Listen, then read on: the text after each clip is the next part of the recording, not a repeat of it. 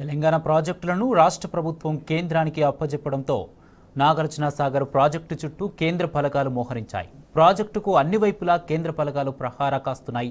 Project వద్దకు వచ్చే రైతులు, పర్యాటకులు, సామాన్య ప్రజలను ఎప్పటికప్పుడు తనిఖీలు చేస్తున్నారు. సొంత రాష్ట్రంలో మన ప్రాజెక్టులను కేంద్ర ఫలకాల ఆంక్షల మధ్య చూడాల్సిన పరిస్థితి కనిపిస్తుంది.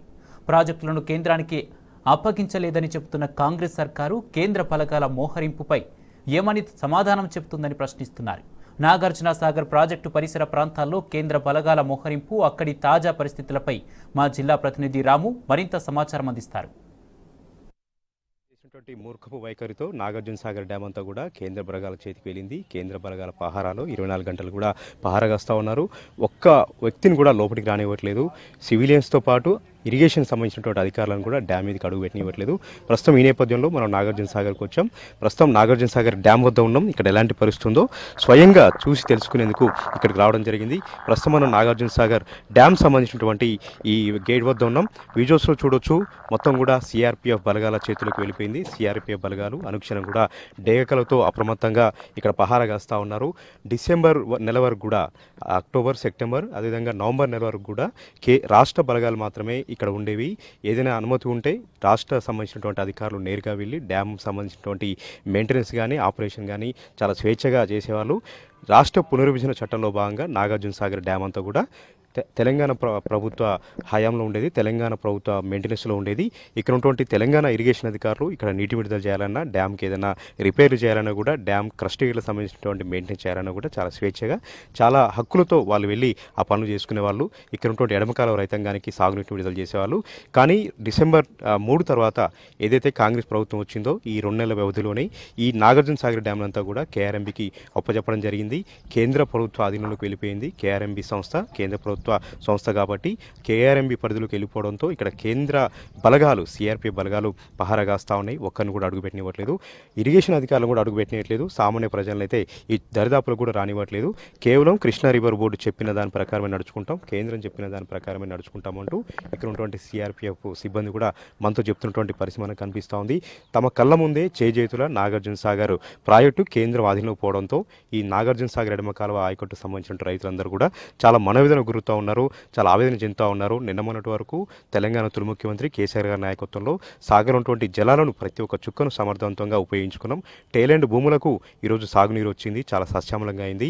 ఎన్నడూ రానటువంటి ఈ ఆయకట్టు చివరి భూమిలో కూడా నీరు అందించినటువంటి ఘనత బీఆర్ఎస్ ప్రభుత్వం దక్కింది. వరుసగా 18 సార్లు 18 సీజన్లకు ఇక్కడ నీటిని అందించి నాగార్జున సాగర్ ఆయకట్టు పచ్చగా కలకల్లాడుతూ ఉండేది 2023-24 వరకు కూడా.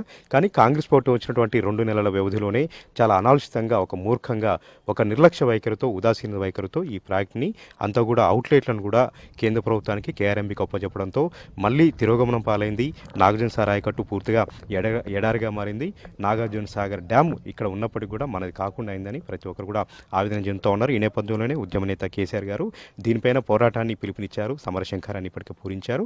నల్గొండలో ఈ నెల 13న భారీ బహిరంగ సభ నిర్వహించి తమ కృష్ణా జలాలను తమకే హక్కులు వచ్చేలాగా, కేంద్ర ప్రభుత్వం వెనుకకు వెళ్లేలాగా, మళ్ళీ యథాస్థితి స్థితిలాగా ఈ నాగార్జున సాగర్ ప్రాజెక్టు, శ్రీశైలం ప్రాజెక్టు అని కూడా ఇక్కడ ఉన్నటువంటి రాష్ట్రాల హక్కులకు అనుగుణంగా ఉండేలాగా డిమాండ్ చేస్తూ భారీ బహిరంగ సభను కూడా ఏర్పాటు చేయడం జరిగింది. ఈ మేరకు నాగార్జున సాగర్ ఆయకట్టు పరిధి రైతులందరూ కూడా ఉక్కు పిడికిలు బిగించారు, సమరశంఖం పూరించారు. కేసీఆర్ గారి నాయకత్వంలో నుంచి మళ్ళీ ఒకసారి పోరాటాన్ని చేసి ఈ హక్కులను సాధిస్తామని కూడా ఘంటాపదంగా చెప్తున్నటువంటి పరిస్థితి మనకు కనిపిస్తోంది. డ్యామ్ అంతా కూడా నిర్మానుష్యంగా ఉంది. ఒకప్పుడంతా కలకల్లాడుతూ వచ్చిపోయేటువంటి అధికారులతో, ఇంజనీర్లతో ఇక్కడంతా కూడా సందడిగా ఉండేది. శ్రీశైలం ప్రాజెక్టుకు నీరు మొదలైనటువంటి ఎగువ ప్రాంతం నుంచి శ్రీశైలం ప్రాజెక్టుకు నీరు ఏదైతే మొదలైనటువంటి వెంటనే రాష్ట్ర హక్కులకు అనుగుణంగా వెంటనే విద్యుత్ ఉత్పత్తిని ప్రారంభించి నాగార్జున సాగర్కు నీటి విడుదల చేసేవాళ్ళు. కేవలం 15 రోజుల్లోనే దాదాపు 50-70 టీఎంసీల నీటిని నాగార్జున సాగర్లో నింపినటువంటి ఘన చరిత్ర బీఆర్ఎస్ పార్టీ ప్రభుత్వం దక్కింది.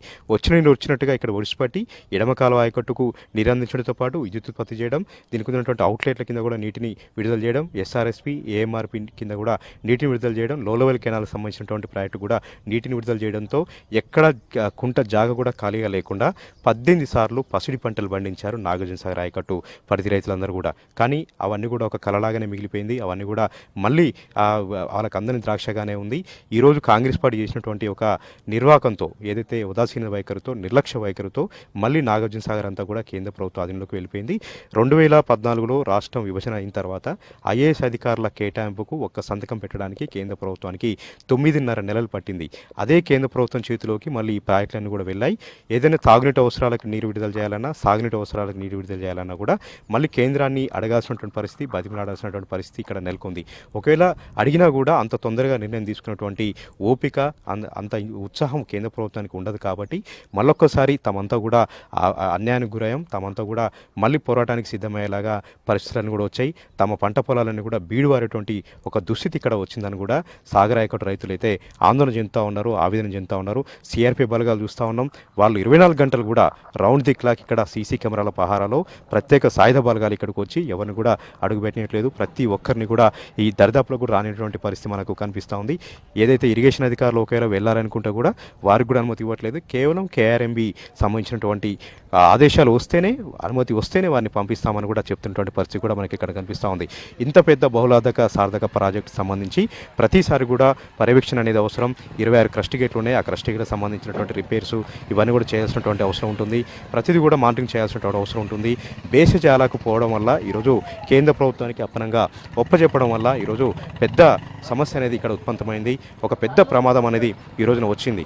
ఏ చిన్న చుక్క నీరు కావాలన్నా, తాగునీరు కావాలన్నా కూడా కేంద్ర ప్రభుత్వాన్ని అడుక్కోవాల్సినటువంటి దుస్థితి ఈరోజు వచ్చిందని కూడా ప్రతి ఒక్క రైతు ఆవేదన చెందుతూ ఉన్నారు. ప్రతి ఒక్క రైతు కూడా చెప్తా, ప్రస్తుత విజయస్లో చూస్తూ ఉన్నాం, దాదాపు 20 మంది వరకు కూడా సాయుధ బలగాలు, ఏదైతే కేంద్ర బలగాలు డ్యామ్ మీదకి వెళ్ళి అక్కడ ఉన్నటువంటి పహరా కాస్తున్నటువంటి పరిస్థితి. కేంద్ర బలగాలు అన్నీ కూడా ఇక్కడ మోహరించి డ్యామ్ చుట్టుపక్కల ఎవరిని రానియకుండా సీసీ కెమెరాలతో, స్కానర్లతో ప్రతిదీ కూడా క్షుణ్ణంగా పరిశీలిస్తూ ఇంజనీర్లను కూడా, డ్యామ్ సంబంధించిన సిబ్బందిని కూడా లోపలికి పంపినటువంటి పరిస్థితి ఇక్కడ నెలకొంది. ఇదే పరిస్థితిని చూసి సాగర్ ఆయకట్టు రైతులైతే చాలా ఆందోళన పడుతూ ఉన్నారు, ఆవేదన చెందుతూ ఉన్నారు. ఇవన్నీ చూసినటువంటి ఉద్యమ నేత కేసీఆర్ 10 ఏళ్ళు పదిలంగా కాపాడుకున్నాం, చాలా పావురంగా కాపాడుకున్నాం. 10 ఏళ్ల పాటు నాగార్జున సాగర్ ఆయకట్టు కింద కరువు అన్నదే లేకుండా చివరి ఆయకట్టు భూములకు నిరందించి చాలా సస్యామలం చేశాం. కానీ 2 నెలల వ్యవధిలోనే కాంగ్రెస్ పార్టీ చేతగనితనం వల్ల, ఒక నిర్లక్ష్యపూరిత వైఖరి వల్ల, మూర్ఖపు వైఖరి వల్ల ఇవన్నీ కూడా కేంద్రానికి ఒప్పచెప్పడంతో మళ్ళీ నీళ్ల కోసం కేంద్రాన్ని బతిమలాడాల్సినటువంటి దుస్థితి ఈరోజు నెలకొంది. కాబట్టి మరొక పోరాటానికి సిద్ధమయ్యామని చెప్తా ఉన్నారు. ఇప్పటికే 13వ తారీఖున ఇవన్నీ కూడా ఎండగట్టేలాగా, తమ కృష్ణా జలాలు తమకే వచ్చేలాగా, హక్కుల్ని మళ్ళీ సాధించేలాగా బీఆర్ఎస్ పార్టీ పిడికిలి బిగించింది, నడుం బిగించింది. దీంతో పెద్ద ఎత్తున రైతులు తరలుతూ ఉన్నారు. సభను లక్షలాదిగా హాజరై విజయవంతం చేసి కేంద్ర ప్రభుత్వం మెడలో ఉంచుతాం, కాంగ్రెస్ పార్టీ యొక్క దుర్మార్గమైనటువంటి వైఖరిని ఎండగడతామని కూడా బీఆర్ఎస్ పార్టీ అధినేత కేసీఆర్ చెప్పారు. ఈ మేరకు సభ ఏర్పాట్లు కూడా భారీగా జరుగుతూ ఉన్నాయి. ఈ విధంగా నాగార్జున సాగర్ ప్రాజెక్టు తమ కళ్ళ ముందలే కేంద్ర బలగాల చేతికి వెళ్ళడం, కేంద్రం చేతికి వెళ్ళడంతో ఆయకట్టు రైతాంగం అంతా కూడా మనోవేదన గురవుతూ ఉన్నారు. తమ ప్రాంతం ఎడరుగా మారుతున్నటువంటి ఆందోళన వారందరూ కూడా ఉన్నారు. సాగర్ ప్రాజెక్టు నుండి కెమెరా పర్సన్ భీమేష్తో రాము టీ న్యూస్.